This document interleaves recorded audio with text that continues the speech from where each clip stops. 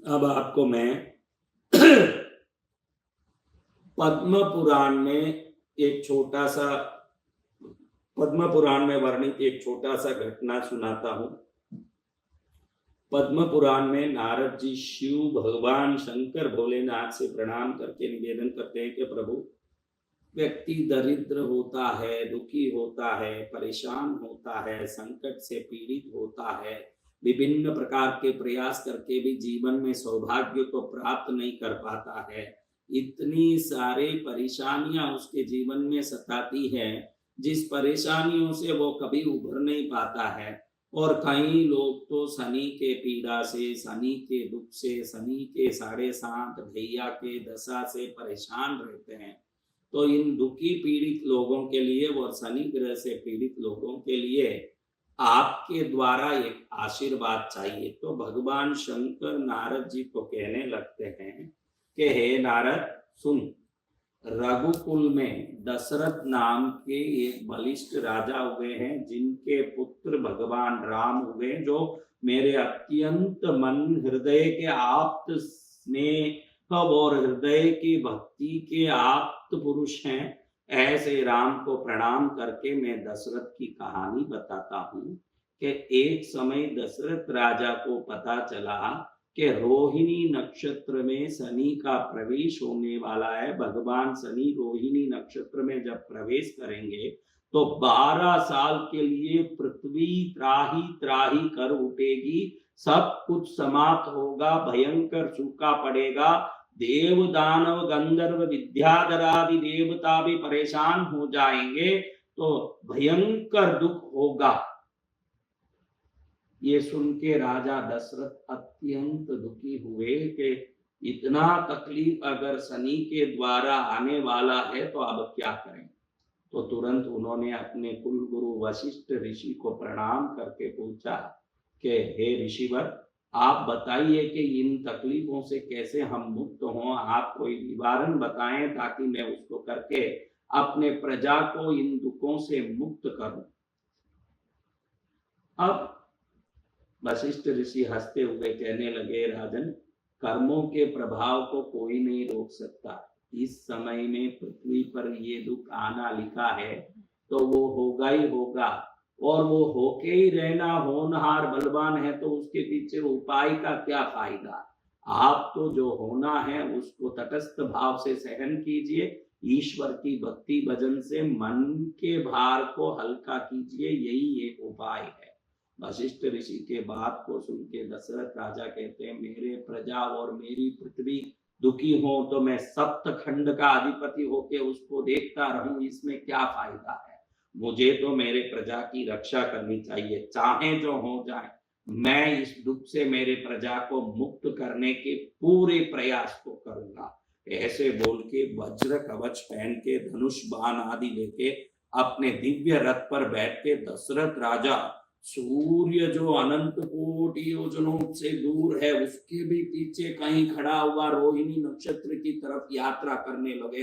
जब दशरथ राजा ने वज्र कवच धारण किया, हाथ में धनुष बाण आदि लेके निकले, ऐसे लग रहे थे कि कोई दूसरा सूर्य गगन पर छाया हुआ है और दूसरा सूर्य गगन पर उदित हुआ है।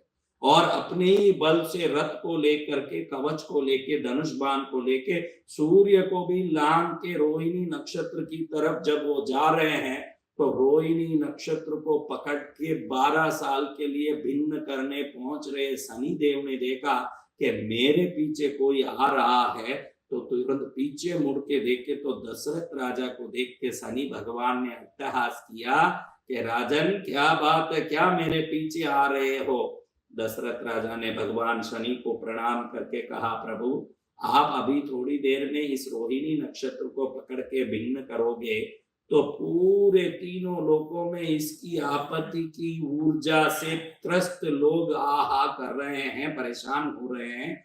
आप दया कीजिए, इस कर्म से आप निवृत्त हो जाइए। तुरंत शनि ने कहा, ये मेरा स्वभाव है कि मैं रोहिणी नक्षत्र को 12 साल के लिए पकड़ता हूं, तब धरती में अकाल होता है। ये शाश्वत नियति है जिससे कोई मुक्त नहीं हो सकता, ना मैं भी इसको छोड़ नहीं सकता। तो फिर ये बात करना व्यर्थ है तुम्हारे लिए। तुरंत दशरथ राजा ने प्रणाम करके कहा, प्रभु मेरा निवेदन स्वीकार कीजिए, मेरे निवेदन के लिए आप इस रोहिणी नक्षत्र के प्रवेश को रोक लीजिए।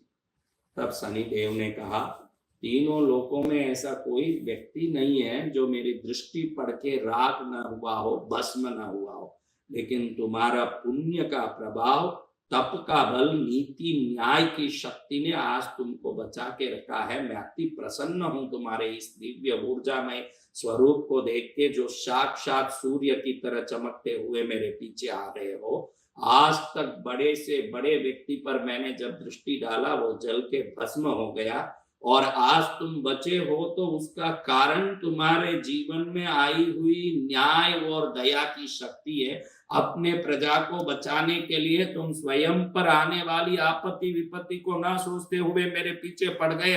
धन्य हो दशरथ, तुम धन्य हो। इसीलिए तुम जैसे दयावान और शौर्यवान राजा के परंपरा में आगे पूरे पृथ्वी का मंगल करने वाले राम जन्मने वाले हैं, तुम्हारा कल्याण होने वाला है। दशरथ बोलो क्या चाहिए। जब दशरथ राजा ने एक दिव्य स्तुति की शनि की, जो मैं आपको अब सुनाने वाला हूं, वो शनि स्तुति को करने के बाद शनिदेव इतने प्रसन्न हो गए, इतने प्रसन्न हो गए, सोचे कि ये तो एक राजा है, राजा राज कर्तव्य कर रहा है। लेकिन दशरथ राजा ने जिस प्रकार से शनिदेव की ये स्तुति की, वो स्तुति सुनने के बाद शनिदेव को लगा कि देवों को रिझाने में दशरथ राजा के समान कौन हो सकता है, जो मेरी इतनी अद्भुत अत्यंत स्नेह भाव युक्त स्तुति को करके मुझे प्रसन्न किया है। शनिदेव ने प्रसन्न होकर के कहा, हे दशरथ मांग लो, क्या मांगना है, तुम जो मांगोगे वही मैं दूंगा।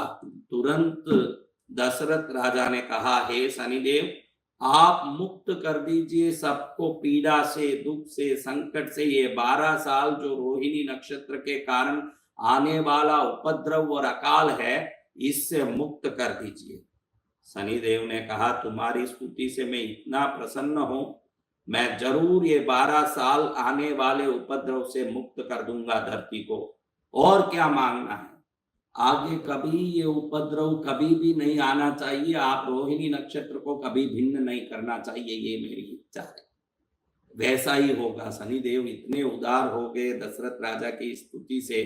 कहते हैं कि इस स्तुति को सुनने वाला सभी मानसिक दुख, संकट और परेशानी, सभी विपरीत परिस्थितियों से मुक्त होता है, और साढ़े शांति की दशा से, ढैया की दशा से, शनि ग्रह के पीड़ा से मुक्त होता है। शनिदेव ने कहा, राजन सदा सदा के लिए मैं रोहिणी को पकड़ के भिन्न करना छोड़ दूंगा। बोलो वो तो मैं मान गया, तुम्हारे लिए तुम क्या चाहते हो, तुम अपने लिए क्या चाहते हो, मैं तुम्हारे लिए कुछ देना चाहता हूं। देखो राम जैसे महापुरुष उसी घर में आ सकते हैं जहां ऐसे दशरथ जैसे दयालु राजा हो सकते हैं। दशरथ ने कहा, मेरे लिए मैं क्या मांगू, मैं अपने लिए कुछ नहीं मांगूंगा। जिस स्तुति को सुन के आप प्रसन्न हुए हे शनिदेव, उसी स्तुति को जब भी कोई सुने, जब भी कोई रोज पाठ करे, उसको हर दुख से मुक्त कर देना, हर परेशानी से मुक्त कर देना, उसके जीवन में संकट ना हो, ऐसे उसको उपद्रवों से मुक्त करने की पूर्ण कृपा करना। ऐसे शनिदेव के पास दशरथ राजा ने निवेदन किया। शनिदेव अत्यंत प्रसन्न हुए। कहते हैं, मैंने कई बार कहा तुम खुद के लिए कुछ मांग लो, लेकिन तुम खुद के लिए कुछ नहीं मांगते हुए जगत के लिए, लोगों के हित के लिए, पृथ्वी के मंगल के लिए मांग रहे हो। धन्य है दशरथ, राम के पिता ऐसे ही हो सकते हैं। नारायण जहां घर में आने वाले हैं, उस नारायण के पिता बनने की ताकत ऐसे ही लोगों में हो सकती है जो दूसरों के लिए अपने जीवन को न्यौछावर करते हैं, ना चिंता की, न परेशान हुए, और अपने धनुर्बाण लेके वज्र कवच पहन के मेरे पीछे भाग के आने लगे, नक्षत्र के मंडल में पहुंचने लगे, अंतरिक्ष तक यात्रा करने लगे। वहीं दशरथ के घर में राम आ सकते हैं। तुम अत्यंत कल्याणकारी दयामयी राजा हो, तुम्हारा रघुकुल अत्यंत विश्व में सूर्य वंश को प्रभावित नाम देने वाला बनेगा। धन्य हो दशरथ। ऐसे बोल के शनिदेव प्रसन्न होके दशरथ राजा को भरपूर आशीर्वाद दी। जो दशरथ राजा ने शनि देव की स्तुति की वो मैं आपको अभी सुना रहा हूं अमेरिका से। अमेरिका जाके भी हम हमारे भक्तों का भला सोचना छोड़ दें तो फिर भक्ति क्या रही। इसलिए मैं आपको ये दशरथ राजा द्वारा कृत शनि स्तोत्र सुना रहा हूं। आप सब सुन लीजिए और इसको निकाल के रख लेना। शनिवार के दिन जरूर सुनना, शनिवार के दिन जरूर सुनना इस स्तोत्र को। एक बार भी इस स्तोत्र को सुनेगा, दशरथ राजा को शनि देव का वरदान है, तो इसको सुनने वाले के जीवन में किसी भी प्रकार से शनि पीड़ा दुर्प्रभाव सारे शांति दैया का तकलीफ नहीं आएगा। और शनि पीड़ा हो ना हो, अन्य गरीबी परेशानी दुख पीड़ा से भी शनि कृपा से वो मुक्त हो जाएगा। जरूरी नहीं कि शनि की दशा सता रही हो तब सुने। कोई भी उपद्रव मंत्र तंत्र टोटके से परेशानी उदारी का तकलीफ जीवन में परेशानी शत्रुओं का भय किसी भी परेशानी से पीड़ित व्यक्ति अगर रोज एक बार ये सुनता है तो उसका मंगल होगा ही होगा। और मैं भी भगवान शनि से प्रार्थना करके स्तुति सुना रहा हूं कि हे प्रभु जैसे दशरथ पर कृपा की सुनने वालों पर कृपा करना है नाथ। ऐसे प्रार्थना करते हुए आपको सुना रहा हूं। आप अत्यंत मंगल भाव से इसको सुने, जीवन को मंगल करने की भावना से इसको सुने। जय शनिदेव। दशरथ कृत शनि स्तोत्र। नमः कृष्णाय नीलाय शितिकंठ निभाय च नमः कालाग्निरूपाय कृतान्ताय च वै नमः। नमो निर्मांशदेहाय दीर्घश्मशरुजटाय च नमो विशालनेत्राय शुष्कोदरभयाकृते नमः पुष्कलगात्राय स्थूलरोम्णे अत वै नमः। नमो दीर्घाय शुष्काय कालदंष्ट्र नमोस्तुते नमस्ते कोटिराक्षाय दुर्निरीक्ष्याय वै नमः। नमो घोराय रौद्राय भीषणाय कपालिने नमस्ते सर्वभक्षाय बलिमुखाय नमोस्तुते। सूर्यपुत्र नमस्तेस्तु भास्करे भयदाय च अधोदृष्टे नमस्तेस्तु संवर्तक नमोस्तुते। नमो मंदगते तुभ्यं निरीस्तरणाय नमोस्तुते। तपसा दग्धदेहाय नित्यं योगरताय च नमो नित्यं सुधार्ताय अतृप्ताय च वै नमः। ज्ञानचक्षुर्नमस्तेस्तु कश्यपात्मजसूनवे तुष्टो ददासि वैराज्यं हृष्टो हरसि तत्क्षणात्। देवासुरमनुष्याच्च सिद्धविद्याधरोरगा त्वया विलोकिता सर्वैर्नाशयन्ति समूलतः। प्रसादः कुरु मे देव वरारोहमुपागत एवं स्तुतस्तत्शौर्यैर्गृहराजो महाबल। ओम शं शनैश्चराय नमः। ओम प्रां प्रीं प्रौं शनैश्चराय नमः। ओम प्रां प्रीं प्रौं शनैश्चराय नमः।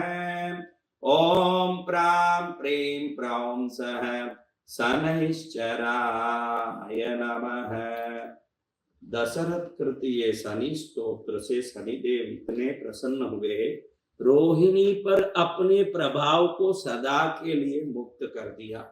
देखो ऐसे दशरथ राजा जिनकी दया नक्षत्र मंडल पर चढ़ाई करने चले गए अपने प्रजा और पृथ्वी की रक्षा के लिए, वहीं तो राम जैसे महाशक्ति का प्राकट्य हो सकता था। ऐसे दशरथ राजा को प्रणाम करते हैं।